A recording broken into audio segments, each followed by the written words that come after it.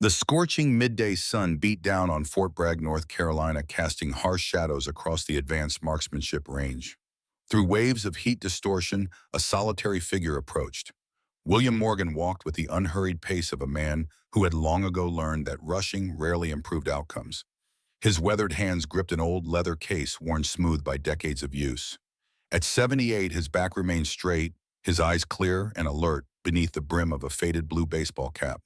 His khaki pants and simple blue button-down shirt stood in stark contrast to the tactical gear worn by the soldiers on the range. The range itself represented the pinnacle of modern military technology. Young snipers in multicam uniforms lay prone behind state-of-the-art M110A1 CSS rifles, their positions calculated to the millimeter. Digital ballistic tracking systems monitored every variable from wind speed to barometric pressure. Knight's armament. CDRS wine meters whirred softly, gathering data that fed into helmet-mounted displays, transforming the ancient art of marksmanship into a science of absolute precision. Supervising it all stood Colonel Marcus Blackwell, commander of the Advanced Sniper Training Unit. At 47, Blackwell cut an impressive figure.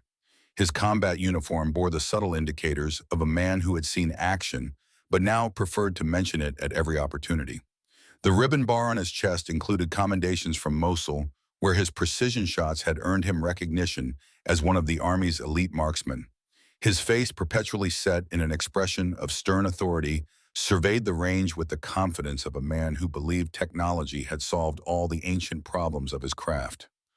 "Sir, your visitor has arrived," announced Sergeant Kevin Wheeler, a 24-year-old soldier with earnest eyes and a respectful demeanor. Blackwell turned his gaze, settling on William Morgan with immediate disapproval. "Who authorized a civilian on my range during qualification trials?" Blackwell demanded, not bothering to lower his voice. Wheeler shifted uncomfortably.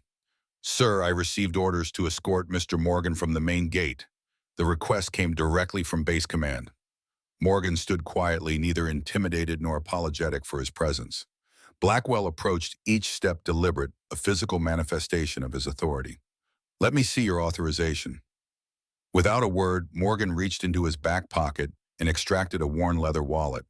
From it, he pulled out a laminated ID card and a yellowed letter, both clearly decades old. Blackwell snatched them from his hand. The paper was an open-ended authorization letter, its letterhead from the Department of the Army dated nearly 20 years prior. It granted the bearer permission to observe training at any U.S. Army marksmanship facility. The signature at the bottom belonged to a general who had retired years ago. "This is practically an antique," Blackwell scoffed, waving the paper dismissively. His eyes shifted to the ID card. The photo showed a younger version of Morgan, his face less lined, but the eyes identical in their quiet intensity. The name read Morgan William, and beneath it, where security clearance information would normally appear, was a code Blackwell had never encountered: Trident Alpha. "Trident Alpha," Blackwell read aloud, making no attempt to hide his derision. "What is this supposed to be, some Cold War relic?" Several of the younger snipers had paused their training, watching the confrontation with curious eyes. Sergeant Wheeler stood awkwardly to the side, clearly uncomfortable with how the distinguished visitor was being treated. "It's still valid," Morgan said, his voice a low rumble, calm and certain. Blackwell handed the documents back with obvious contempt. "This range is testing next-generation systems. We're integrating AI-assisted targeting with advanced atmospheric compensation algorithms. This isn't some heritage demonstration for retirees." Morgan's eyes weren't on Blackwell. They had drifted to the far end of the range, where several snipers were struggling with their shots despite the advanced equipment. "Your men are having trouble with the wind shift past the 800-meter mark," Morgan observed quietly. The statement, delivered without pretense, caused Blackwell to stiffen. It was true. A tricky crosswind was creating unpredictable drift in the last two-thirds of the bullet's flight path. The analytical systems were struggling to model it correctly. "What would you know about it?" Blackwell snapped, his voice sharp with sudden defensiveness. Morgan gestured toward the distant valley between two hills where the targets were positioned. "The wind comes down that valley in layers. Your instruments are reading the upper layer, but the bullets are passing through three distinct currents. The second is moving southeast to northwest. It's subtle but enough to push your rounds off target." For a moment, Blackwell was speechless. The observation was precisely what their morning analysis had concluded after hours of data collection. But his surprise quickly hardened into renewed disdain. Artfalar thermosight T-75 scopes in meteorological stations are the most advanced in the world. They're calculating variables you probably didn't know existed during your time. Morgan didn't respond to the jab. Instead, he noted, "Your men are also overcorrecting their scopes. The calibration on the new M150s shifts slightly after 20 rounds in temperatures above 90 degrees. It's a small manufacturing issue." This time Blackwell laughed out loud. "A manufacturing issue? These scopes cost more than what you probably made in a year when you served. They're accurate to a quarter minute of angle at 2 kilometers. Morgan remained unmoved by the mockery, his weathered face impassive. Sergeant Wheeler, however, found his attention caught by the old man's detailed observations. There was something about Morgan that didn't align with Blackwell's dismissive assessment. The sergeant studied him more carefully, noting how Morgan's eyes constantly moved across the range, taking in details that others might miss. "The young man at position 3, Morgan continued, seemingly oblivious to Blackwell's growing irritation. "He's anticipating recoil.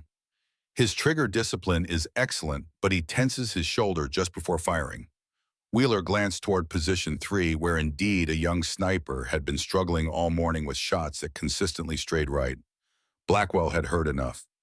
"Listen, Mr. Morgan, this is a classified training operation. Whatever paper you're carrying, whatever you think you know about modern marksmanship, this is not the place for your nostalgia tour. I'm going to have to ask you to leave." As Blackwell spoke, Morgan's attention seemed to drift. His eyes took on a distant quality, as if seeing something far beyond the present moment. The harsh sunlight, the tension of the confrontation, the subtle shifts of air currents across the range, all of it pulled him backward through time.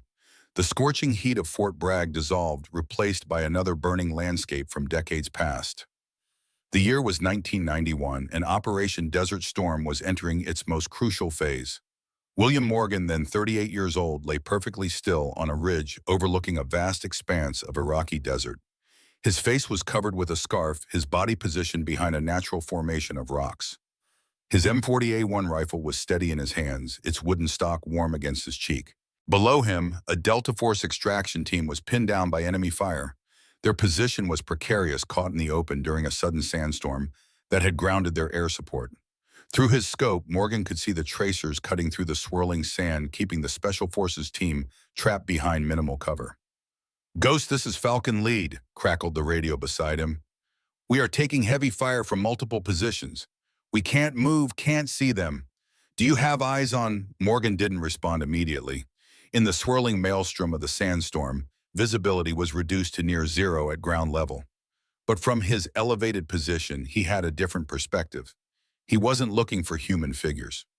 He was looking for muzzle flashes, disturbances in the sand patterns, anything that betrayed the enemy positions. "Ghost, do you copy? We're pinned down here." The voice came again, tension evident even through the static. Morgan's breathing slowed to an almost imperceptible rhythm. His world narrowed to the circle of his scope. He felt the wind on his face, not just its direction, but its texture, its weight, the way it moved across the landscape in complex, shifting patterns. Then he saw it, not a clear target, but a subtle disturbance in the sand pattern about 1,200 meters away. The swirling dust moved differently there, disturbed by muzzle blasts from a concealed position. Morgan adjusted his aim, factoring in not just distance and elevation, but the multiple cross currents of wind that would affect his bullet's path through the sandstorm. There were no computers to calculate this shot, no digital readouts to confirm his adjustments. There was only experience, instinct, and an almost supernatural connection to the environment around him. He exhaled softly and squeezed the trigger.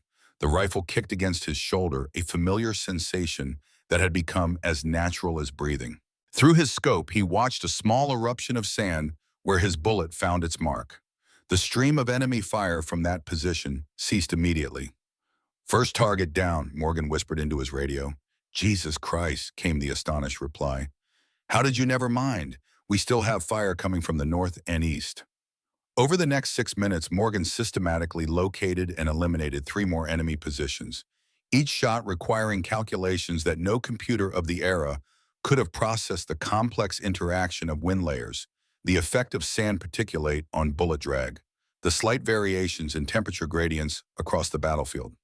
When it was over and the Delta team had reached safety, their commander requested to meet the sniper whose impossible shots had saved their lives. "The men are calling you the Desert Ghost," the commander said when they finally came face to face. "I've never seen shooting like that, especially not in these conditions." Morgan had simply nodded. The commander was a young lieutenant named Andrew Wright, a name Morgan would remember in the decades to come. "Morgan," Blackwell's sharp voice snapped the old man back to the present. "Did you hear me? I said you need to leave, now." Reality reasserted itself. The burning Iraqi desert faded back into the clinical precision of the Fort Bragg training range. Morgan blinked once, then focused his clear blue eyes on Blackwell. "I heard you, Colonel." Instead of turning to leave, Morgan slowly knelt down and placed his leather case on the ground. The simple motion carried a deliberate dignity that drew the attention of everyone nearby. Even Blackwell fell momentarily silent as Morgan unlatched the case with a series of soft clicks. The lid opened to reveal a weapon nestled in faded red velvet. It was an M40A1 sniper rifle, the wooden stock dark and smooth with decades of handling. Unlike the modern composite materials and modular design surrounding them, this was a rifle from another era when marksmanship relied more on the shooter than the equipment. What made this weapon truly remarkable, though, was visible on the receiver's serial number 0UD1. This wasn't just any M40A1, it was the very first production model, a piece of military history. Several of the younger snipers exchanged glances of recognition. Even those with limited historical knowledge could appreciate the significance of what they were seeing. This wasn't just an old rifle, it was the progenitor of their craft. Blackwell, however, remained unimpressed. "A museum piece," he remarked with a dismissive wave. "Probably can't hold zero beyond 500 meters anymore." Morgan ran his hand along the stock with the gentle touch one might use to greet an old friend. "She holds just fine," he said quietly. Then he looked up at Blackwell with a directness that caused the colonel to momentarily lose his composure. "One shot, the target at 1,500 meters." The proposition hung in the air. Several of the snipers turned toward the furthest target range, where a small steel plate shimmered in the heat distortion, a nearly impossible target even with their advanced equipment. All morning their success rate had been less than 20% due to the complex wind conditions. Blackwell regained his swagger. "You want to attempt a 1,500-meter shot with that antique, without a spotter, without atmospheric data." "One shot," Morgan repeated, neither a request nor a challenge, simply a statement of intent. Sergeant Wheeler watched the exchange with growing fascination. There was something about the old man's quiet confidence that seemed to unnerve Blackwell. It wasn't bravado or posturing. It was the serene certainty of someone who knew exactly what he was capable of. Blackwell recognized an opportunity. If the old man failed, and he surely would, it would be the perfect demonstration of why the modern systems were superior, why the old ways had been rightfully superseded by technology. "Fine," Blackwell said, his voice taking on a cruel edge. "You get one round. If you miss, and you will miss, you'll be escorted off this base by military police for disrupting a classified training operation. Are we clear?" Morgan gave a single, almost imperceptible nod. "We're clear." While this exchange took place, Wheeler had quietly stepped away from the group. Something about the name Morgan and the quiet authority of the old man had triggered his curiosity. He pulled out his secure tablet and accessed the military personnel database, entering William Morgan, along with approximate age parameters. The search returned nothing unusual at first, just standard service records. But when Wheeler added the search term Desert Ghost, on a hunch the screen changed. A red classification banner appeared, and beneath it, a single designation: Olympus Protocol, Access Restricted. Wheeler had never seen this security designation before. Whatever it was well above his clearance level. He quickly closed the query and rejoined the group, his curiosity now tinged with growing respect and concern. Morgan had moved to the firing line, settling into position with the fluid grace of someone performing a ritual they had executed thousands of times. Unlike the other snipers with their specialized mats and adjustable supports, Morgan simply lay prone on the concrete, his rifle supported by his leather case. Blackwell stood to the sidearms, crossed a smirk playing on his lips. No rangefinder, no wind meter, not even going to check the atmospheric conditions. Morgan didn't respond. From a small leather pouch on his belt, he extracted a single cartridge. Unlike the standard issue ammunition, this round had clearly been hand-loaded. The brass casing had a distinctive patina, and those close enough could see fine engravings on the shell. "Is that round even regulation?" Blackwell scoffed. "It probably doesn't match the ballistic profile our range is certified for." Again, Morgan remained silent. He chambered the round with practiced precision, the mechanical sound of the bolt action crisp in the hot air. What happened next bewildered the onlookers. Instead of immediately peering through his scope, Morgan closed his eyes. His face relaxed into an expression of deep concentration. He reached down and picked up a small pinch of soil from the ground, rubbing it between his fingers before letting it fall. He turned his face slightly, feeling the breeze on his skin, sensing something that the others couldn't perceive.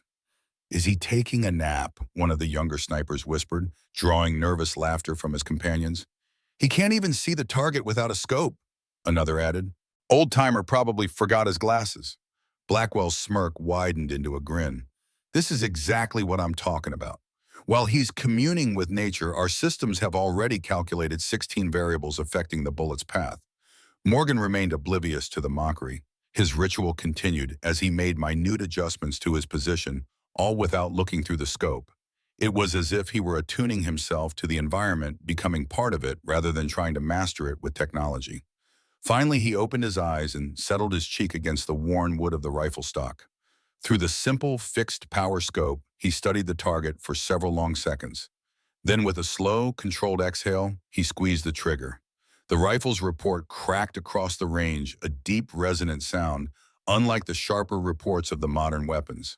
The recoil pushed into Morgan's shoulder, but his position remained rock solid, his eye never leaving the scope. In the silence that followed, everyone on the range strained to hear the distant sound that would indicate a hit on the steel target. For 2 long seconds, there was nothing. Blackwell's grin began to widen. Then it came the unmistakable ping of a bullet striking steel, faint but distinct across the distance. A hit. Disbelief rippled through the group. The younger snipers scrambled for their spotting scopes, focusing them on the distant target. "Center mass," one of them announced, his voice tinged with awe. "Perfect shot, dead center." Blackwell's face underwent a remarkable transformation. The smug confidence drained away, replaced first by shock, then by something darker, a wounded pride that quickly hardened into anger. "Luck," he declared, his voice brittle. "A fluke. Anyone can get lucky once." Morgan was already ejecting the spent casing, catching it in his hand with the same reverence with which he had loaded it. He said nothing as he began to carefully pack away his rifle. The silence from the old man seemed to further incense Blackwell. The colonel had been publicly shown up, his authority undermined in front of his men. It was more than his ego could bear. "I said it was luck," he repeated louder, now moving toward Morgan with aggressive intent. "Any trained monkey can hit a target once by accident. It proves nothing about your outdated methods." Morgan continued packing his rifle, his movements unhurried. "Look at me when I'm speaking to you, Yao," Blackwell demanded, his voice now carrying across the entire range. Sergeant Wheeler stepped forward, recognizing the dangerous edge in his commanding officer's tone. "Sir, perhaps." "Stand down, Sergeant," Blackwell snapped without taking his eyes off Morgan. "This civilian has disrupted our training long enough. As agreed, he will now be escorted off the base." Morgan closed his rifle case with a final click and rose slowly to his feet. He faced Blackwell with the same calm dignity he had displayed since his arrival. "The wind shifted 7 degrees during my shot," Morgan said quietly.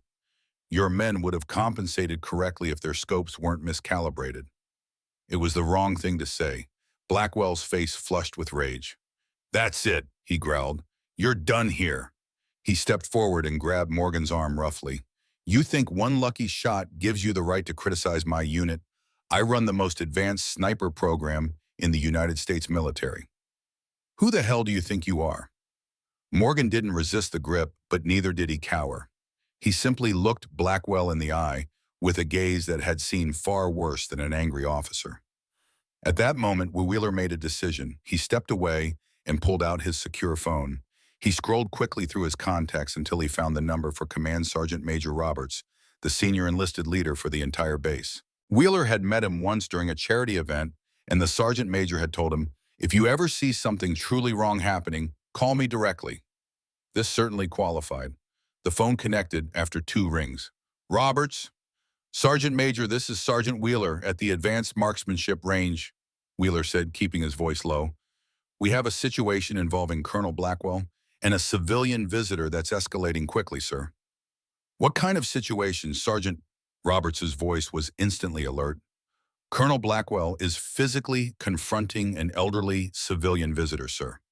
The man's name is William Morgan. He has some kind of special access authorization with a code I've never seen tried in Alpha. When I searched his name in the system, I got a security lockout labeled Olympus Protocol." There was a beat of complete silence on the other end. "Did you say William Morgan?" Roberts finally asked, his voice suddenly tense. "Yes, sir. William Morgan. The colonel is threatening to have him removed from the base, and he's becoming physically aggressive." Roberts' response was immediate and alarming. "Listen to me very carefully, Sergeant. Under no circumstances is Colonel Blackwell to lay hands on that man.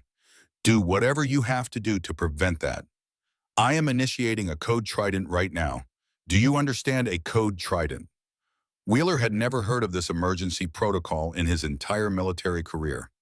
"Yes, Sergeant Major, I understand." "Stall them. I'll be there with General Wright in less than 5 minutes." The call ended, leaving Wheeler momentarily stunned. General Wright, the 4-star commander of Joint Special Operations Command, was coming personally. He turned back to see the situation deteriorating. Blackwell still had hold of Morgan's arm and was now threatening him openly. "You'll be lucky if I don't have you charged with trespassing in a restricted military facility," Blackwell was saying, his face inches from Morgan's. "Your outdated clearance and your lucky shot don't impress me. This range is for warriors, not relics." Morgan remained calm, his eyes steady on Blackwell's. "There are warriors, and then there are soldiers who have forgotten what that word means," he said quietly. Blackwell's face contorted with rage. He raised his free hand, palm open, as if to shove or strike the old man. Wheeler rushed forward. "Sir Colonel Blackwell, sir, please release Mr. Morgan immediately." "Stand down, Sergeant," Blackwell barked without looking away from Morgan. "Sir, I cannot do that," Wheeler replied, positioning himself between the 2 men. "Base command has been notified of this situation." For a moment it seemed as though Blackwell might turn his anger on Wheeler. Then, as if on cue, the base-wide alert system blared to life with a series of sharp tones that caused everyone on the range to freeze. "Attention all personnel," came the automated voice over the loudspeakers. "Code Trident is now in effect. Repeat, Code Trident is now in effect. All training activities will cease immediately. Stand by for further instructions." Blackwell's grip on Morgan's arm loosened in confusion. "Code Trident. What the hell is Code Trident?" Before anyone could respond, the sound of approaching vehicles filled the air. 3 Humvees appeared, driving at high speed toward the range lights flashing. They pulled to a stop in a precise formation, and from the lead vehicle emerged a tall figure in immaculate battle dress uniform. 4 silver stars gleamed on each collar point. General Andrew Wright, commander of Joint Special Operations Command, had arrived. The entire range fell into stunned silence. A 4-star general didn't personally respond to minor disputes on training ranges. Whatever was happening transcended normal military protocol by several orders of magnitude. General Wright was flanked by Command Sergeant Major Roberts and 2 military police officers. His face was set in grim determination as he surveyed the scene, his eyes quickly finding William Morgan. Without acknowledging anyone else, including Colonel Blackwell, General Wright marched directly to where Morgan stood. The 2 men locked eyes for a long moment. Then, to the utter astonishment of everyone present, General Wright raised his hand in a perfect formal salute. "Mr. Morgan," he said, his voice carrying across the now silent range. "It is an honor to see you again, sir." The weight of the moment hung in the air as General Wright's salute held steady. For the assembled soldiers, the sight was almost incomprehensible. A 4-star general saluting a civilian elderly man in plain clothes defied everything they understood about military protocol. William Morgan returned the salute with a simple nod. "Lieutenant Wright," he said, his voice carrying the same quiet authority it had throughout the morning. "You've done well for yourself." "Indeed I have, sir," Wright replied, lowering his hand. "Thanks in no small part to you." Colonel Blackwell stood paralyzed, his face a mask of confusion and growing dread. The realization that he had severely misjudged the situation began to dawn on him, but the full magnitude remained elusive. General Wright, he finally managed, his voice strained. I wasn't informed of your visit. Had I known? Wright turned slowly, his gaze falling on Blackwell with glacial coldness. The colonel's words died in his throat. Colonel Marcus Blackwell, Wright said, his voice dangerously controlled. I understand you've been treating our guest with something less than the respect he deserves. Blackwell swallowed hard. Sir, there seems to be some misunderstanding. This civilian was disrupting our qualification trials. I was simply enforcing proper protocol for restricted areas. Wright's expression remained unchanged, but the temperature of his voice dropped several degrees. Protocol? Yes, let's discuss protocol, Colonel. He gestured to one of his aides who approached carrying a tablet. Would you care to explain why your response to the presence of a Trident Alpha clearance holder was to physically accost him? Trident Alpha, sir, Blackwell repeated, his voice faltering. I've never encountered that classification. It appeared outdated, possibly invalid. And rather than verify its status through proper channels, you took it upon yourself to make that determination? It wasn't a question, but a damning statement of fact. The general turned back to Morgan, his demeanor softening visibly. Mr. Morgan, on behalf of the United States Army, I offer my sincere apologies for this disgraceful reception. Morgan shook his head slightly. No harm done, General. This dismissal of the offense seemed to further incense Wright rather than placate him. He turned back to Blackwell, eyes narrowing. Colonel will address your conduct shortly. For now, I believe your men deserve to understand exactly who they're in the presence of. Blackwell's face had lost all color. The other soldiers, including Sergeant Wheeler, stood at rigid attention, aware they were witnessing something extraordinary. Wright addressed the assembled snipers. Gentlemen, allow me to properly introduce William Morgan. Those of you who study the history of your craft might know him by another name, the Desert Ghost. A ripple of recognition passed through the group. Even Blackwell couldn't hide his shock. The Desert Ghost was a legend among military snipers, a near mythical figure whose exploits during Operation Desert Storm had become required study at sniper school. Morgan stood quietly, neither embracing nor rejecting the introduction. He simply waited, his weathered hands resting on the handle of his rifle case. Seeing the reaction, Wright continued, his voice taking on a quality usually reserved for ceremonial occasions. Mr. Morgan holds the record for the longest confirmed kill in a desert combat environment, 300 meters during a Category 3 sandstorm. A record, I might add, that remains classified at the highest levels and has never been officially broken. The general gestured to the M40A1 case at Morgan's feet. That weapon you so casually dismissed, Colonel, is serial number 001, the first production model M40A1 ever made. It was presented to Mr. Morgan by the Chief of Staff of the Army upon his retirement from a career so distinguished that most of it remains sealed under national security provisions. Morgan's expression remained neutral, but his eyes drifted toward the horizon. The mention of his past pulled him once more across time, back to another battlefield, another test of his extraordinary skills. The rocky slopes of Afghanistan's Hindu Kush Mountains stretched before him. The year was 2002, and Operation Enduring Freedom was underway. Morgan, then 50 years old, but still moving with the precision of a much younger man, lay positioned on an outcrop 2,000 meters from a Taliban stronghold where a group of Army Rangers had been ambushed. The cold bit through his thermal gear as he studied the situation through his scope. At this altitude, the air was thin, making long-distance shots even more challenging. Ice crystals formed with each exhale, a visible reminder of the harsh conditions. Ghost, this is Razor 6, came the transmission through his earpiece. We have men pinned down in the valley. Heavy fire from the eastern ridge. They can't move, can't get air support in this weather. You're their only hope. Morgan adjusted his position slightly, feeling the cold rock beneath him. The wind at this elevation was complex, swirling unpredictable currents affected by the mountain topography. His target area was in shadow, making visual identification nearly impossible for anyone without his unique abilities. I see them, Morgan replied, his voice calm despite the dire circumstances. 4 shooters on the ridge, heavy weapons.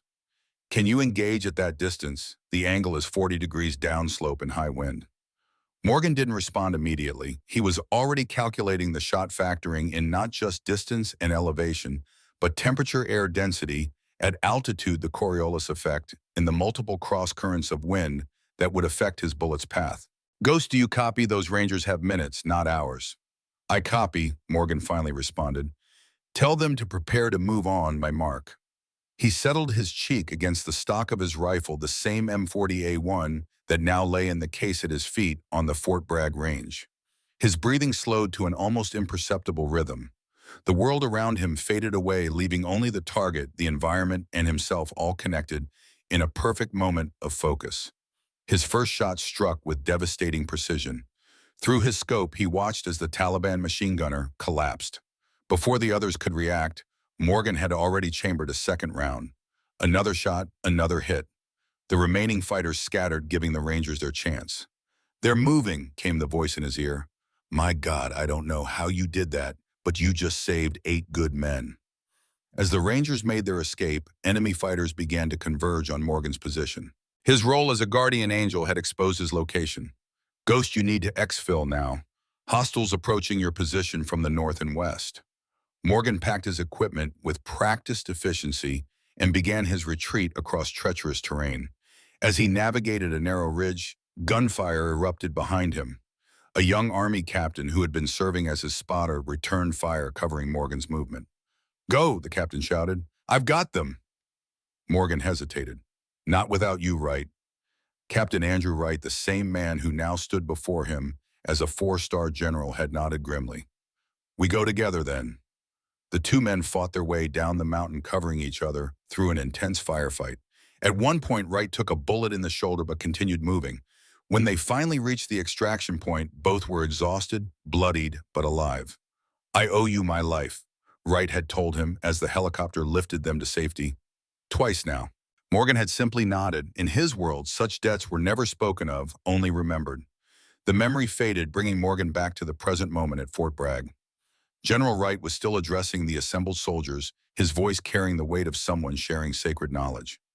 The calibration issue with the M150 scopes that Mr. Morgan identified, Wright continued, he would certainly know about it. He was the principal technical advisor on the original design specifications. The manual you all studied during your training, he wrote the chapters on wind reading and atmospheric adjustment. The general stepped closer to Blackwell, his voice dropping to ensure the colonel felt the full impact of his words. The techniques your men are using today, Colonel, were pioneered by the man you just threatened to have arrested. Blackwell appeared physically ill now, the magnitude of his error becoming increasingly apparent. Sir, I had no way of knowing. That Wright interrupted sharply is precisely the problem. You assumed, you judged a man by his age and his appearance rather than verifying his credentials. You put your faith in technology and forgot that behind every advancement in our craft stands the wisdom of those who came before. The general turned back to the group. Mr. Morgan, he has trained 3 generations of special operations snipers, including the team responsible for eliminating bin Laden. His methods have been incorporated into every advanced marksmanship program in the military. Morgan shifted uncomfortably at this recitation of his accomplishments, his natural modesty evident in his posture. Wright noticed and smiled slightly. Forgive me, Mr. Morgan. I know you prefer to let your work speak for itself. The general addressed the snipers again, which is precisely what happened today, gentlemen. That shot you witnessed was not luck. It was not a fluke. It was the culmination of decades of experience and a level of skill that few will ever attain. Wright gestured toward the firing line. Now, I understand Mr. Morgan was about to provide some insights on wind reading techniques before he was so rudely interrupted. I suggest we all take advantage of this rare opportunity. The general's tone made it clear this was not a suggestion, but an order. The snipers quickly reorganized themselves, eager now to learn from the legend suddenly revealed in their midst. Morgan seemed to consider the situation for a moment, then nodded. He knelt down and opened his rifle case once more. This time the soldiers gathered around with reverence, studying the historic weapon with new appreciation. The M40A1 is a simple tool. Morgan began, his voice quiet but carrying across the now attentive group. Like any tool, its effectiveness depends not on its sophistication, but on the skill of the person wielding it. He removed a single cartridge from his pouch, holding it up for them to see. The sunlight caught the brass casing, illuminating the intricate engravings on its surface. Each marking it became clear represented wind and elevation calculations for different environmental conditions, an analog ballistic computer etched into metal. Each round is hand-loaded, Morgan explained. The brass is match grade, the powder measured to the tenth of a grain. The bullet itself is a 175-grain Sierra Match King with the G1 ballistic coefficient of 405. One of the younger snipers raised his hand tentatively. Sir, we use computerized load data now. The ballistic computers account for all variables. Morgan smiled slightly. Do they? Then why have your hit percentages on the 500-meter target not exceeded 20% today? The young man had no response. Computers are tools just like rifles, Morgan continued. They process the data they're given. But they can't feel the subtle shift in air density when a cloud passes overhead. They can't sense the different temperature layers that form in valleys like the one out there. They can't integrate a lifetime of experience into their calculations. Morgan picked up a handful of soil from the ground, letting it sift through his fingers. Before every shot, I connect with the environment and I feel the earth, the air, the way the wind moves across this particular landscape. No two locations are identical. No two moments are the same. He walked to the firing line, the soldiers following like students with a revered teacher. The wind out there isn't a single entity. It's layers, currents, each moving in its own direction at its own speed. Your instruments read the average, but your bullets don't travel through averages. They travel through reality. For the next hour, Morgan demonstrated techniques that had been largely forgotten in the age of digital marksmanship. He showed them how to read natural indicators like grass movement and dust patterns, how to sense changes in air pressure on their skin, how to understand the way terrain influences wind patterns. It was a masterclass from one of the greatest practitioners of the art. Even Colonel Blackwell found himself drawn in his earlier hostility, replaced by a grudging fascination. The wisdom Morgan shared wasn't theoretical, it was practical, immediately applicable, and clearly effective. As Morgan worked with individual snipers adjusting their positions and approaches, Sergeant Wheeler found himself standing next to General Wright. Sir, Wheeler ventured cautiously, if I may ask, what exactly is the Olympus Protocol? Wright considered the question for a moment.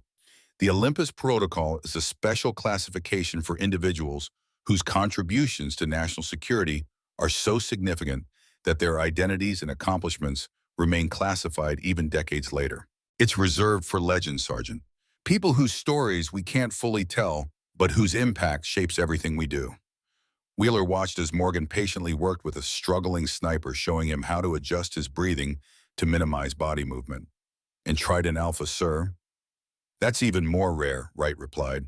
It's the highest civilian access authorization ever created. It grants unrestricted access to any military facility and the authority to advise or correct any commanding officer regardless of rank. The general smiled slightly. It was created specifically for Mr. Morgan after an incident similar to today's when another commander questioned his presence and expertise. As the afternoon progressed, the atmosphere on the range transformed.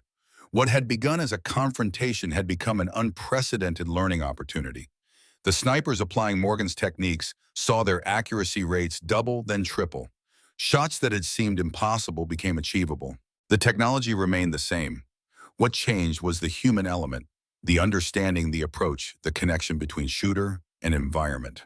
Eventually, Morgan stepped back, allowing the snipers to practice what they had learned. He walked over to where his rifle case lay and began to prepare it for departure.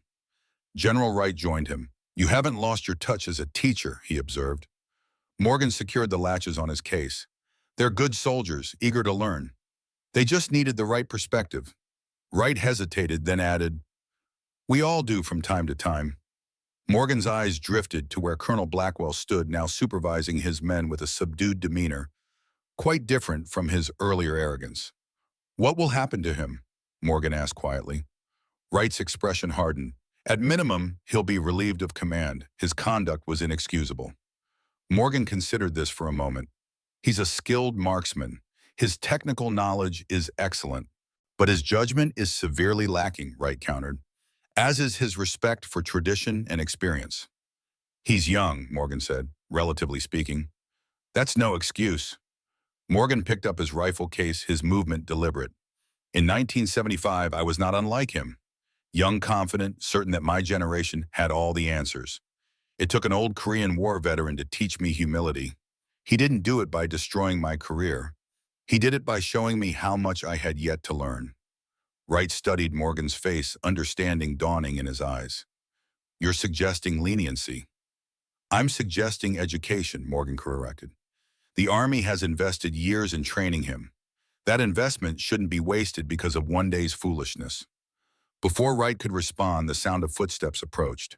They turned to see Colonel Blackwell, standing at a respectful distance, his posture rigid, his expression a complex mixture of shame and resolution. General Wright, Blackwell began formally, I would like permission to address Mr. Morgan. Wright looked to Morgan, who nodded slightly. Permission granted, Colonel. Blackwell stepped forward and faced Morgan directly. For once, the arrogance was gone from his bearing, replaced by genuine contrition. Mr. Morgan, he said, his voice steady despite the obvious difficulty of the moment. There are no words that can adequately express my regret for how I treated you today. My behavior was inexcusable and unbecoming of an officer. I failed to uphold the standards of respect and professionalism that form the foundation of military service. Morgan regarded him silently, his weathered face giving away nothing. I allowed my pride and my over-reliance on technology to blind me to the wisdom that can only come from experience, Blackwell continued. In doing so, I not only disrespected you, but betrayed the very principles of marksmanship I claim to uphold. He paused, gathering himself. I accept whatever consequences General Wright deems appropriate, but regardless of those consequences, I want you to know that I am truly sorry. The range had fallen silent, every soldier watching this moment of reckoning. Morgan studied Blackwell's face for a long moment, searching for something only he could recognize. Finally, he spoke. A good marksman must first learn to see clearly, Colonel, not just through a scope, but within himself. Pride clouds vision more effectively than any sandstorm. Blackwell nodded, accepting the gentle rebuke. Your technical skills are sound, Morgan continued. Your understanding of modern systems is excellent. But marksmanship is more than data and equipment. It's about judgment, patience, and humility before the elements. These are things that cannot be downloaded or programmed. Morgan glanced at the targets in the distance, then back to Blackwell. Today you missed the most important target of all, recognizing the value of experience. That's a more serious failure than any missed shot on this range. The colonel stood perfectly still, absorbing Morgan's words without defense or excuse. It was perhaps the first genuine display of character he had shown all day. Morgan turned to General Wright. I believe Colonel Blackwell has the capacity to learn from this mistake. It would be a waste of potential to end his career over one day's poor judgment. Wright considered this, his expression thoughtful. What would you suggest instead? Reassignment, Morgan said simply. One where he can reconnect with the fundamentals of his craft and the human element of leadership. Blackwell's eyes widened slightly, not having expected advocacy from the very man he had mistreated. Wright noticed the reaction and nodded slowly. Very well, Mr. Morgan. In deference to your recommendation, I'll consider alternatives to dismissal. He fixed Blackwell with a stern gaze. But make no mistake, Colonel, there will be significant consequences for your actions today. I understand, sir, Blackwell replied, standing straighter. With that matter temporarily resolved, Morgan returned his attention to the young snipers who had been watching the exchange. He set down his rifle case once more and walked back to the firing line. The soldiers made way for him, their earlier skepticism replaced by evident respect. Before I leave, Morgan said, I'd like to see what you've learned today. For the next hour, the snipers demonstrated their newly refined skills, applying Morgan's techniques to their modern equipment. The results were remarkable. Their accuracy at extreme distances improved dramatically, not because the technology had changed, but because their understanding of the fundamental principles had deepened. Throughout this demonstration, Sergeant Wheeler found himself drawn to Morgan's quiet presence. There was something compelling about the old sniper's demeanor, a centeredness that seemed to anchor everyone around him. As the session concluded, Wheeler approached hesitantly. Mr. Morgan, and he began, I wanted to thank you for today, not just for the techniques, but for the example you set. Morgan regarded him with quiet attention. The way you handled everything, Wheeler continued, even when disrespected. The way you advocated for Colonel Blackwell, despite how he treated you. I've never seen anything like it. Morgan smiled slightly. In my experience, Sergeant True Strength rarely announces itself. It simply endures. Wheeler nodded, contemplating this. Then, gathering his courage, he asked, "The engravings on your cartridge, what do they mean, if you don't mind my asking?" Morgan reached into his pouch and withdrew one of his hand-loaded rounds. The brass gleamed in the late afternoon sun, its surface covered with intricate markings. "Each line represents a lesson," Morgan explained. "Each notch a reminder. This pattern here," he pointed to a series of curved lines, "helps me visualize wind layers. These numbers are elevation adjustments for different altitudes and temperatures." He turned the cartridge, revealing more engravings on the other side. "And these are remembrances. Each small cross represents someone I couldn't save. Each star, someone I did." Wheeler studied the cartridge with newfound reverence, understanding that he was looking at not just ammunition, but a physical embodiment of Morgan's life experience, a ballistic journal of wisdom and memory. "May I, Wheeler asked, extending his hand. Morgan placed the round in Wheeler's palm. The sergeant was surprised by its weight, heavier than the standard ammunition, carefully balanced for optimal flight characteristics. "The bullet itself is handcrafted," Morgan explained. "The lead core and copper jacket formed to precise specifications. The powder charge measured to the grain. Each round is unique, like the shot it's designed for." Wheeler handed the cartridge back with care. "We don't think about ammunition that way anymore.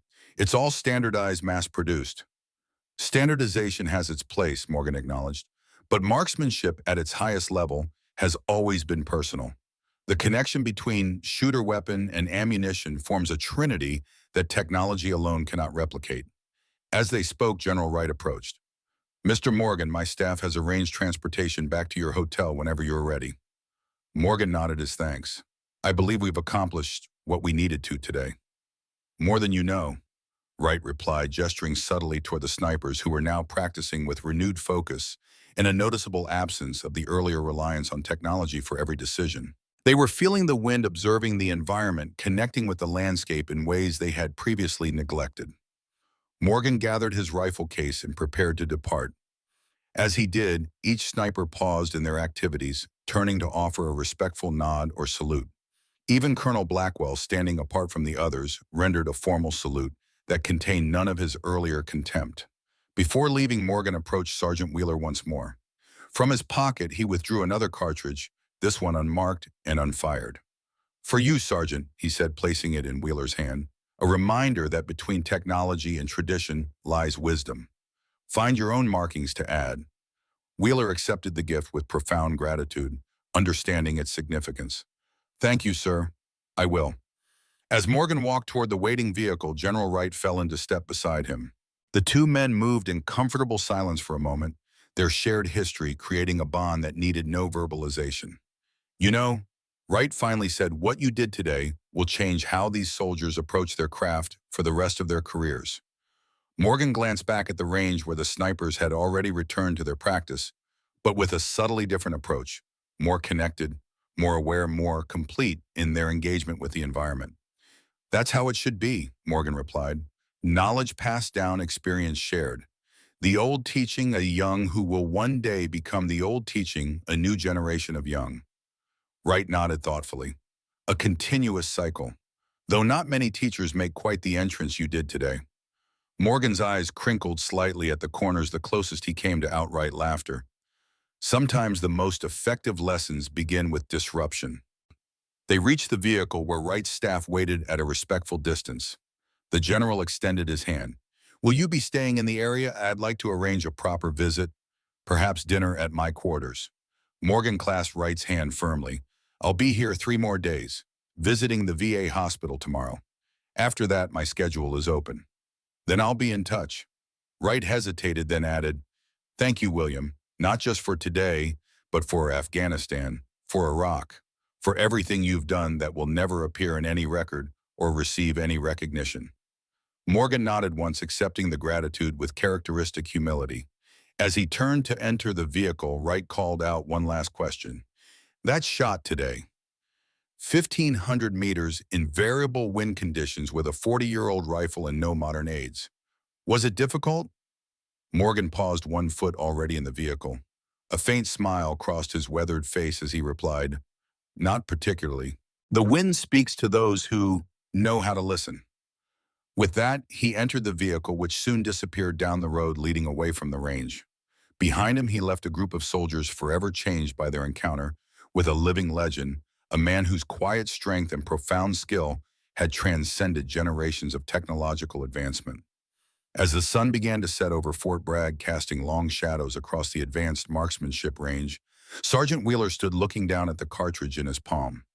In that small, gleaming object, he held a connection to a tradition greater than himself, a reminder that behind every technological innovation stood the wisdom of those who had mastered the fundamentals through experience, patience, and respect for the craft.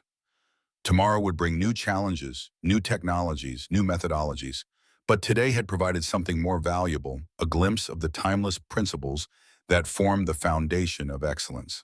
And in that knowledge lay a power that no computer could calculate, no algorithm could replicate, and no advancement could render obsolete. The morning after the extraordinary events at the Advanced Marksmanship Range Fort Bragg continued its normal rhythms. Soldiers ran in formation, vehicles moved between training areas, and the everyday business of America's largest military installation proceeded without interruption. Yet across the base, stories of what had transpired the previous day spread like wildfire, tales of an elderly civilian who had outshot the Army's elite snipers and earned the respect of a four-star general. Colonel Marcus Blackwell sat alone in his office, the blinds drawn against the morning sun. Before him lay transfer orders delivered by courier at dawn. He was being reassigned to Fort Benning, Georgia, effective immediately, his new position instructor at the Basic Training Command. It represented a precipitous fall for an officer who had commanded the military's most advanced marksmanship program just 24 hours earlier. The document bore General Wright's signature, but beneath it was a handwritten note. This is not the end of your career, but an opportunity to rebuild its foundation. Learn from this experience. Blackwell ran his fingers over the words, understanding the reprieve they represented. He had expected dismissal, perhaps even a formal reprimand, in his permanent record. Instead, he was being given a chance to reconnect with the basics of soldiering and leadership. It was a stern punishment, but also an opportunity, one he owed to the very man he had disrespected. A knock at his door interrupted his thoughts. "Enter," he called. Sergeant Wheeler appeared, standing at attention in the doorway. "Sir, I've come to deliver the after-action report from yesterday's training session." Blackwell gestured for him to approach. "At ease, Sergeant. I believe we can dispense with formalities given the circumstances." Wheeler relaxed slightly and placed a folder on the desk. "The updated accuracy rates are included, sir. After implementing Mr. Morgan's techniques, our success rate at 1,500 meters increased from 18% to 63%. Blackwell opened the folder, scanning the figures with professional interest despite his personal situation. "Remarkable improvement," he acknowledged, "all without adjustments to equipment or ammunition." "Yes, sir. The men have continued practicing the wind-reading methods this morning with similar results." Blackwell closed the folder and leaned back in his chair. "You made the call to Sergeant Major Roberts, didn't you?" Wheeler stiffened slightly but maintained eye contact. "Yes, sir, I did." "You did the right thing, Sergeant." Blackwell's admission came with visible effort. "Your action prevented me from making an even greater mistake than I already had." The acknowledgement clearly surprised Wheeler. "Thank you, sir." Blackwell gestured to the chair across from his desk. "Sit down, Sergeant. I'd like to ask you something." Wheeler complied, his posture still formal despite the invitation. "What did you see in him?" Blackwell asked. "Before all the revelations, before General Wright arrived, what made you suspect Morgan was more than he appeared?" Wheeler considered the question carefully. "It was the way he observed, sir, not just looking but seeing, and how he spoke no wasted words, no need to prove himself. Everything he said was precise, measured like his shooting." Blackwell nodded slowly. "While I saw only an old man disrupting my range." He paused, then continued with difficulty. "My grandfather was a sniper in Korea. He tried to teach me about wind reading when I was young before I enlisted. I dismissed his methods as outdated, just as I dismissed Morgan's yesterday." "Is Sir?" Wheeler asked, uncertain where this confession was leading. "Pride, Sergeant. It makes poor company for a marksman. Or an officer." Blackwell stood and walked to the window, pulling the blinds open to admit the morning light. "I report to Fort Benning next week. A significant step down, but a necessary one." The men will miss your technical expertise, sir. Blackwell turned back with a rueful smile. But not my leadership, I suspect. At least not the version of leadership I've been demonstrating. He returned to his desk and reached into a drawer, removing a small notebook. I took detailed notes during Morgan's demonstration yesterday. I want you to share these with the unit. His methods deserve to be preserved and practiced. Wheeler accepted the notebook, recognizing the significance of the gesture. I'll make sure they're implemented, sir. Thank you, Sergeant. Blackwell extended his hand. And thank you for your moral courage yesterday. It's a quality I need to reacquaint myself with. Wheeler stood and shook his commander's hand, sensing that beneath the formal exchange lay the beginning of Blackwell's transformation, a process of recalibration as precise and necessary as any scope adjustment.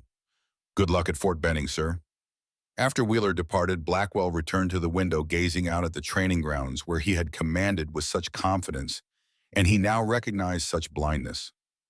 The morning sun illuminated the landscape, revealing the subtle textures and contours that affected wind patterns across the range, details he had always delegated to instruments rather than observing himself. For the first time in years, he allowed himself to simply watch the environment, to feel the connection between land and sky that William Morgan had tried to teach them all. It was a beginning, small but significant. Miles away, in a modest room at the Fort Bragg Veterans Affairs Medical Center, William Morgan moved with quiet purpose among the aging veterans. He had come, as he did whenever possible, to visit those whose service had faded from public memory, but never from his own. The ward housed veterans from conflicts stretching back decades, Korea, the Gulf War, and more recent engagements. Some were there for routine treatments, others for long-term care, but all shared the invisible bond of those who had answered their nation's call. Morgan carried no special gifts, wore no distinctive clothing that might identify his own service. He simply moved from bed to bed, chair to chair, offering the most valuable thing he possessed: his time and attention. "William Morgan," called a raspy voice from a corner bed. "Still walking the earth, I see." Morgan turned to find Thomas Ramirez, a fellow Desert Storm veteran who had served in the 1st Infantry Division. At 75, Ramirez's body was failing him, but his mind remained sharp as the combat knife he still kept on his bedside table. "Tom, Morgan acknowledged, approaching the bed. "Still complaining, I hear." "Damn right," Ramirez chuckled, extending a hand weakened by age but still bearing the firm grip of a soldier. "These young doctors don't know what to make of me." Morgan pulled a chair closer and sat beside the bed. "They never do." The two men fell into the comfortable rhythms of old comrades, trading observations about the hospital, updates on mutual acquaintances, and the gentle barbs that masked deeper affection. Their conversation required no explanations, no background information. Each understood the shorthand of the other, the references to places and events that had shaped their lives. "Heard about your adventure on the sniper range yesterday?" Ramirez said, his eyes twinkling with mischief. "Word travels fast in this place." Morgan raised an eyebrow.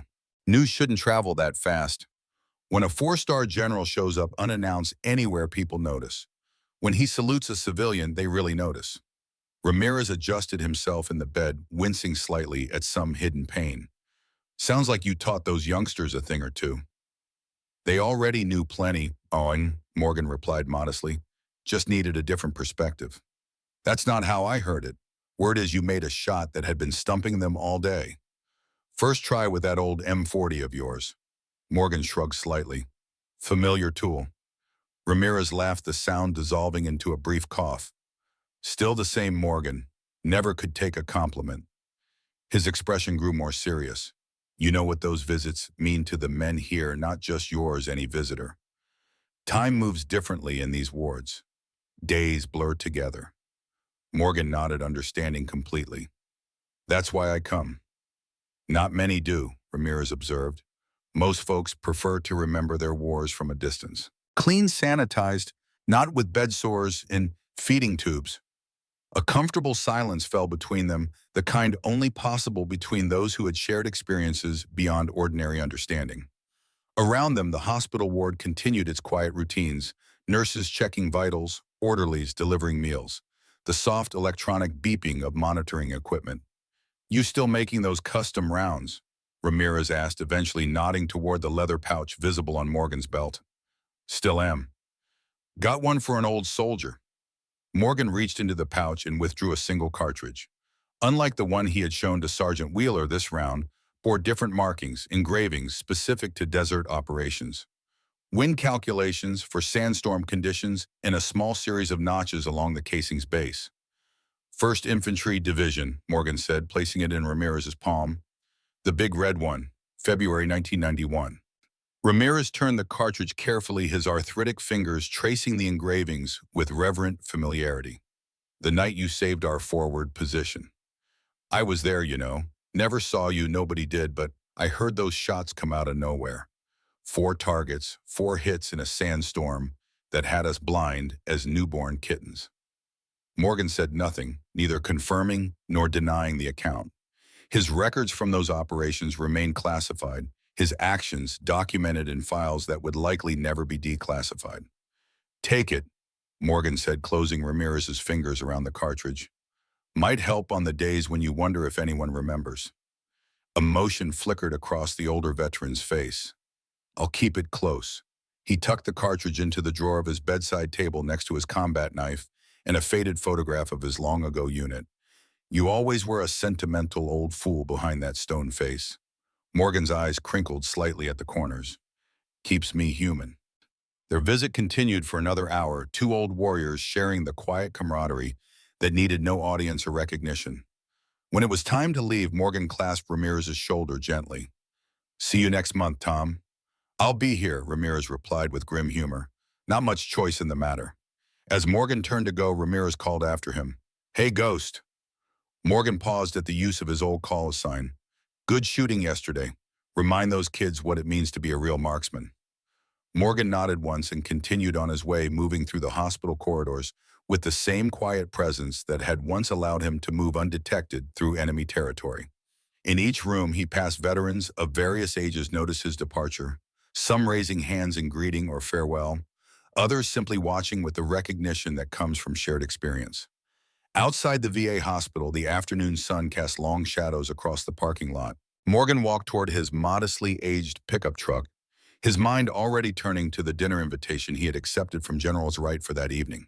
As he reached for his keys, a familiar voice called his name. "Mr. Morgan." He turned to see Sergeant Wheeler approaching from across the lot, still in uniform but clearly off duty. "Sergeant," Morgan acknowledged with a slight nod. "What brings you here?" Wheeler closed the distance between them, coming to a respectful stop. "I volunteer at the VA twice a month, sir. Recreation therapy for the younger veterans." Morgan studied the young soldier with renewed interest. "Good work." "Thank you, sir." Wheeler shifted his weight, suddenly seeming less certain than he had a moment before. "I was hoping I might run into you here, actually. There's something I wanted to ask you." "Go ahead." Wheeler drew a breath. "Colonel Blackwell is being transferred to Fort Benning." It wasn't a question, but Morgan nodded in confirmation. "I heard. Before he left, he asked me to give you something." Wheeler reached into his pocket and withdrew a small object, a worn challenge coin bearing the insignia of Blackwell's former unit. He said it was the first coin he received as a young lieutenant. He wanted you to have it. Morgan accepted the coin, its surface smooth from years of handling. The gesture spoke volumes about Blackwell's state of mind. A challenge coin was a deeply personal item in military culture, often carried for an entire career. "Tell him I accept it in the spirit intended," Morgan said, pocketing the coin carefully. Wheeler nodded, then continued with what was clearly his real purpose.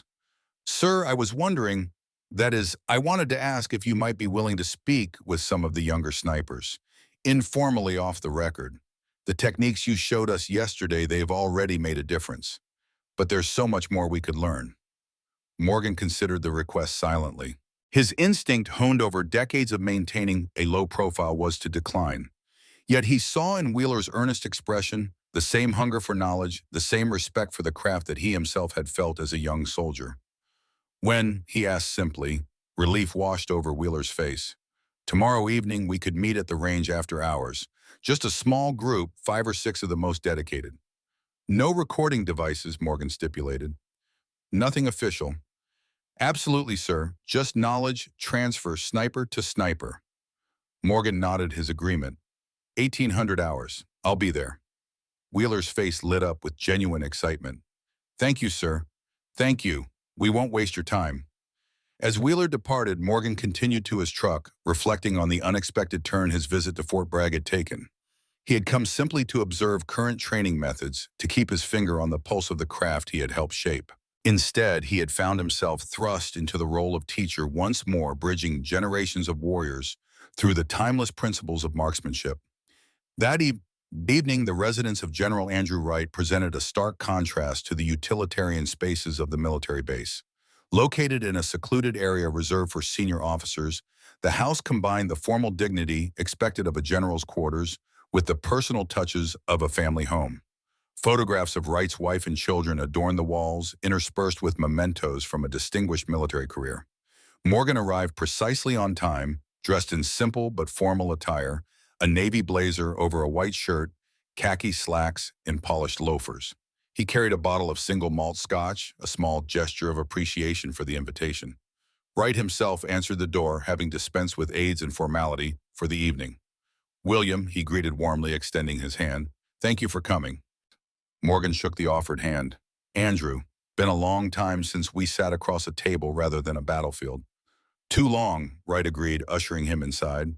"Catherine's looking forward to finally meeting you." The general's wife, Catherine Wright, proved to be a gracious hostess with the diplomatic skills honed through decades as a military spouse. Dinner was served in the formal dining room, the conversation flowing easily among the three of them. They carefully avoided classified topics, focusing instead on shared experiences that could be discussed openly. "Andrew tells me you're responsible for saving his life." "Twice," Catherine remarked as dessert was served. Morgan glanced at Wright with mild reproach. "Your husband exaggerates." "Hardly," Wright countered. "Afghanistan, 2002. That firefight on the ridgeline. Without your covering fire, I wouldn't have made it to the extraction point. And before that, Iraq," Catherine added, though he's never been allowed to tell me the details. Morgan sipped his coffee, neither confirming nor denying the accounts. "Soldiers look out for each other. That's all." Wright smiled at his wife. "See what I mean?" Impossible to get him to acknowledge anything. As the evening progressed, the conversation turned to Morgan's current activities. Since his official retirement, he had maintained a deliberately low profile, occasionally consulting on specialized projects, but largely removing himself from the public eye. "I keep busy," he explained simply. He mentors snipers from all branches. Wright elaborated for his wife's benefit. "Off the books, unofficial. And he visits VA hospitals across the country. Never misses the anniversary of major operations where we lost men." Morgan's expression suggested he would have preferred these activities remain private, but he didn't contradict the general. After dinner, Catherine tactfully excused herself, leaving the two men to retire to Wright's study. The room was a reflection of its owner, meticulously organized yet comfortable, with bookshelves filled with military history and strategy texts. A glass display case held Wright's numerous decorations and significant challenge coins collected throughout his career. Wright poured 2 glasses of the scotch Morgan had brought and handed one to his guest. "To absent friends," he offered as a toast. "Absent friends," Morgan echoed, raising his glass slightly before taking a measured sip. They settled into leather chairs, positioned near a window overlooking the darkened grounds of the residence. For a moment, neither spoke, content to exist in the comfortable silence of old comrades. "I owe you an apology," Wright finally said, "for yesterday." Morgan raised an eyebrow questioningly. "Revealing so much about your background, I know you've always preferred to remain in the shadows." Morgan dismissed the concern with a small gesture. "Water under the bridge." "Still me," Wright insisted. "It wasn't my place to share your history, classified or otherwise." "The situation called for it," Morgan replied pragmatically. "Better a controlled revelation than allowing misunderstandings to persist." Wright smiled slightly. Always the tactician. He swirled the amber liquid in his glass thoughtfully. "You know, when I received that call from Sergeant Wheeler, I thought I was going to have to court-martial one of my most promising officers." "Blackwell has potential," Morgan observed. "Just lost his way temporarily." "Your intervention on his behalf surprised me," Wright admitted. "After how he treated you, I expected you to let him face the full consequences." Morgan considered this for a moment before responding. "Retribution rarely yields positive results. Correction, on the other hand, can transform a liability into an asset." "The teacher in you," Wright noted with approval, always looking to salvage rather than discard. Their conversation continued into the night, touching on changes in military doctrine, the evolution of special operations, and the eternal constants of warfare that transcended technological advancement. Throughout, Morgan maintained his characteristic reserve, speaking only when he had something substantive to contribute, listening attentively when Wright spoke. As the evening drew to a close, Wright walked Morgan to the door. "Will you be at the range tomorrow? Several unit commanders have requested permission to observe if you conduct any more demonstrations." "A small session," Morgan acknowledged. "Sergeant Wheeler's organizing it. Unofficial capacity only." Wright nodded, understanding. "I'll ensure you're not disturbed." He paused, then added, "What you're doing matters, William. These young snipers live in a world of technology and instant feedback. They need to understand the fundamentals that no computer can replace." Morgan adjusted his jacket, preparing to depart. "Knowledge only dies when we fail to pass it on." The two men shook hands once more, the gesture containing the weight of shared history and mutual respect. "Until next time, Ghost," Wright said softly, using the call sign that few still remembered. Morgan nodded once and departed into the night, his figure soon disappearing beyond the pool of light cast by the porch lamps. The following evening, as the regular training activities at the advanced marksmanship range concluded, a small group of snipers remained behind. They had removed their uniform blouses, working now in t-shirts and tactical pants, creating a deliberately informal atmosphere. Among them was Sergeant Wheeler, who had carefully selected the participants based on their skill, attitude, and potential to disseminate what they learned to others.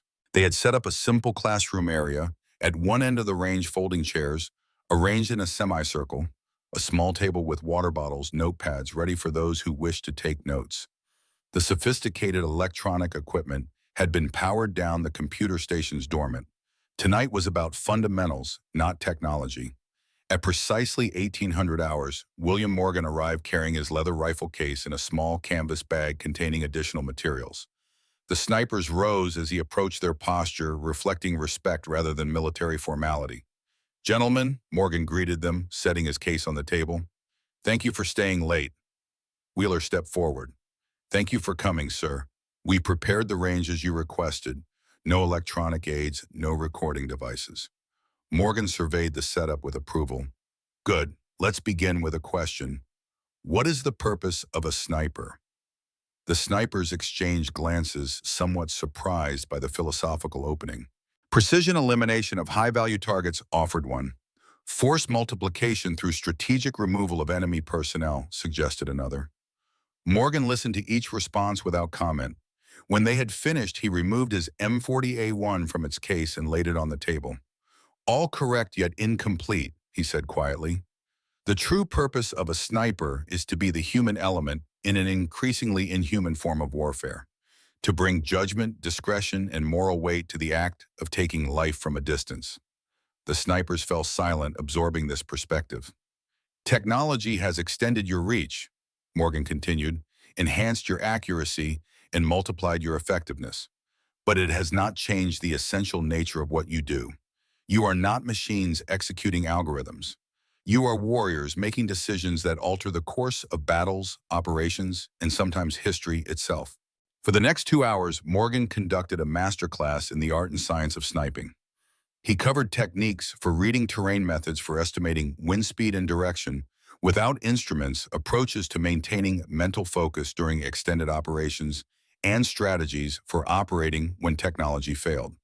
Throughout, he emphasized the integration of modern equipment with timeless principles, never suggesting that the snipers abandon their advanced systems, but rather that they supplement them with deeper understanding. "Your scopes are superior to what we had," he acknowledged, examining one of the modern optics. "Your rifles are more accurate, your ammunition more consistent. But these are tools, not substitutes for skill. When your battery dies, when your rangefinder fails, when your communication system goes down, and they will usually at the worst possible moment, what remains is you, your rifle, and your training." As darkness fell, Morgan led them outside for practical application. Using only natural indicators, the movement of grass, the behavior of dust, particles in the air, the subtle shifts in temperature across different surfaces, he taught them to build a comprehensive mental model of their environment. Feel the air on your skin, he instructed as they stood facing into the gentle evening breeze. Not just its direction, but its character. Is it steady or gusting? Warm or cool, rising or falling? These sensations translate directly to bullet behavior downrange. One by one, the snipers took positions at the firing line, applying Morgan's techniques to increasingly challenging shots. Without their electronic aids, they struggled initially, but under his patient guidance, they began to connect with their environment in ways their formal training had never emphasized. Close your eyes before you fire, Morgan advised a young sniper who was consistently missing a difficult shot. Not to avoid seeing, but to see differently. Feel the environment, become part of it rather than simply an observer. The sniper followed his instruction, taking a moment with eyes closed before re-engaging his target. His next shot struck true. How did that feel? Morgan asked. Different, the sniper admitted, surprise evident in his voice. Like I knew where the bullet would go before I pulled the trigger. Morgan nodded. That's the connection every great marksman develops. Not mystical, but experiential. Your body knows things your conscious mind hasn't processed yet. Learn to listen to it. As the session continued, Wheeler noticed a remarkable transformation in his fellow snipers. Men who normally relied on technological solutions for every challenge were now engaging with their craft on a more fundamental level. They were not abandoning their training or equipment, but adding dimensions to it, enriching their understanding of the physics and psychology that underpin their specialization. When the practical portion concluded, they gathered once more in the impromptu classroom area. The atmosphere had changed noticeably. Where there had been professional curiosity, at the beginning there was now something approaching reverence. Questions, Morgan invited, taking a seat among them rather than standing apart. Sir, began one of the snipers hesitantly, what you showed us tonight, why isn't this part of our standard training? Morgan considered the question carefully. Some of it is, though perhaps not emphasized as strongly. Modern warfare demands rapid deployment, standardized procedures, and technological solutions. These are necessary adaptations to contemporary conflicts. What I've shown you is supplementary, the foundation beneath the structure of your formal training. Another sniper raised his hand. The cartridge engraving, sir. Could you explain more about that system? Morgan reached into his canvas bag and removed several spent casings, each marked with different patterns. He passed them around for examination. Each environment presents unique challenges, he explained. Desert operations differ from mountain operations, which differ again from urban or jungle environments. These engravings are memory aids, physical reminders of adjustments needed for specific conditions. He pointed to one casing with a distinctive spiral pattern. This represents wind behavior in narrow valleys. The spiral indicates how air currents form vortices between steep terrain features. Another casing bore a series of horizontal lines of varying thickness. Temperature inversions at different altitudes affects bullet drop over extreme distances. The snipers studied the casings with fascination, recognizing the elegance of this analog ballistic computer that required no power source and could never malfunction. As the evening drew to a close, Morgan packed his equipment while the snipers helped restore the range to its standard configuration. The session had run longer than planned, but no one had noticed the passage of time, the surest sign of genuine engagement. Wheeler approached as Morgan secured the latches on his rifle case. Sir, I can't thank you enough for tonight. What you've taught us, it changes everything. Morgan straightened up, regarding the young sergeant thoughtfully. Not changes, enhances. Remember that. Wheeler nodded earnestly. Will you be available for more sessions before you leave Fort Bragg? One more, perhaps, Morgan allowed. Tomorrow evening, same time. We'll be here, sir. As the group prepared to depart, one of the snipers, a staff sergeant named Martinez, who had been notably quiet throughout the session, approached Morgan privately. Mr. Morgan, he began with evident respect. My grandfather served in Desert Storm, 1st Infantry Division. He used to tell stories about a guardian angel they called the Desert Ghost, a sniper who could hit targets no one else could see, especially in sandstorms. Morgan's expression revealed nothing, but he gave the young man his full attention.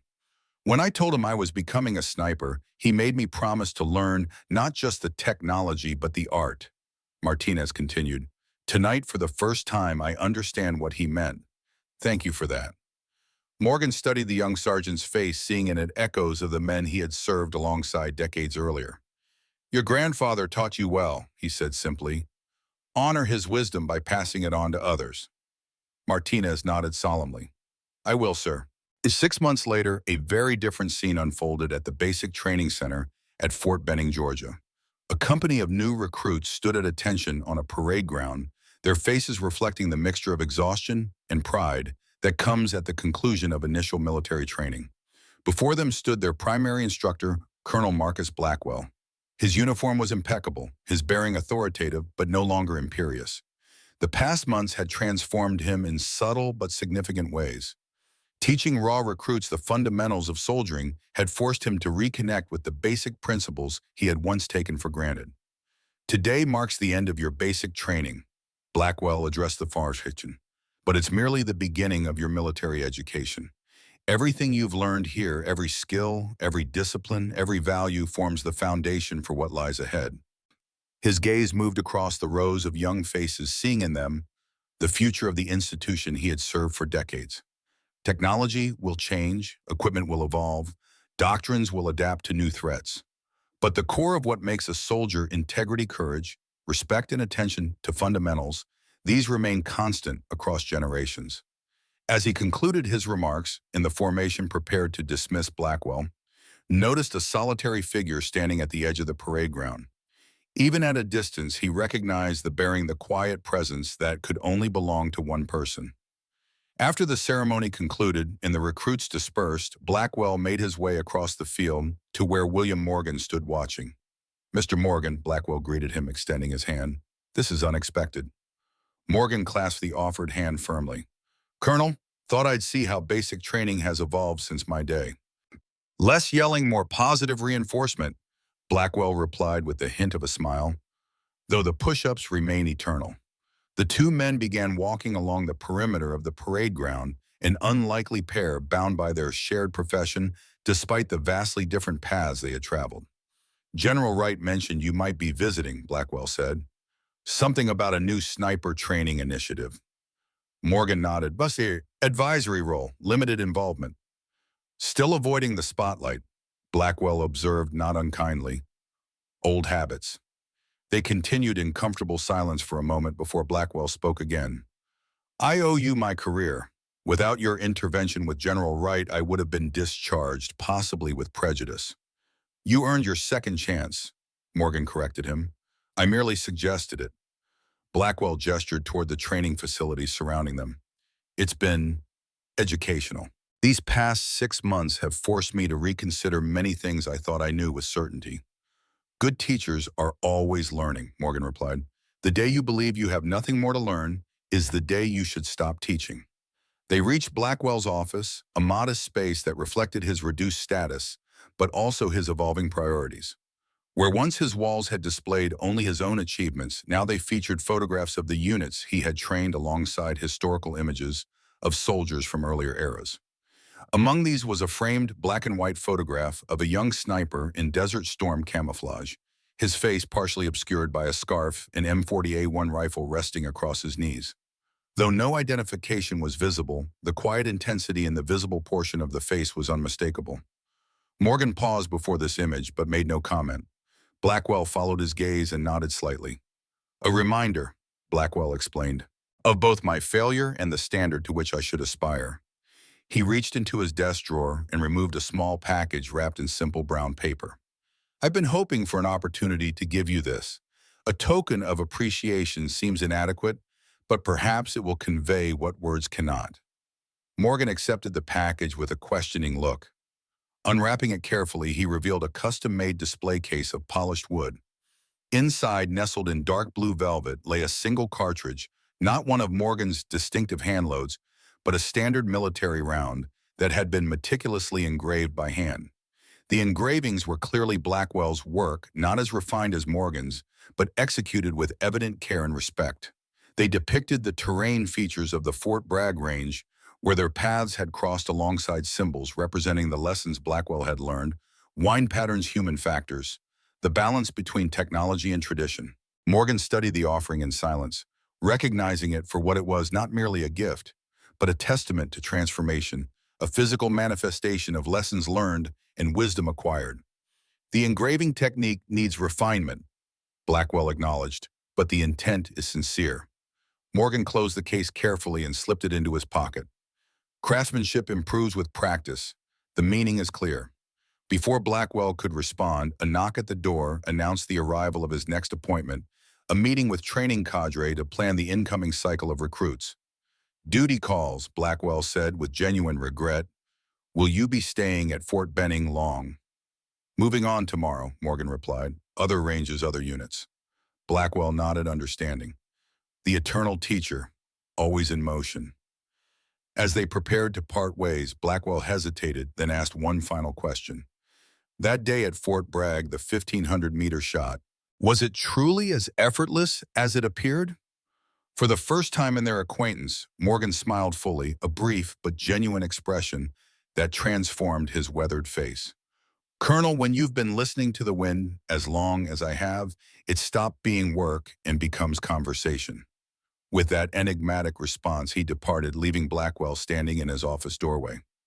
As Morgan's figure receded across the parade ground, a fresh breeze swept across Fort Benning, carrying with it the subtle messages that most would never notice, but that Morgan would read as clearly as printed text, the invisible language of the natural world that spoke to those patient enough to listen.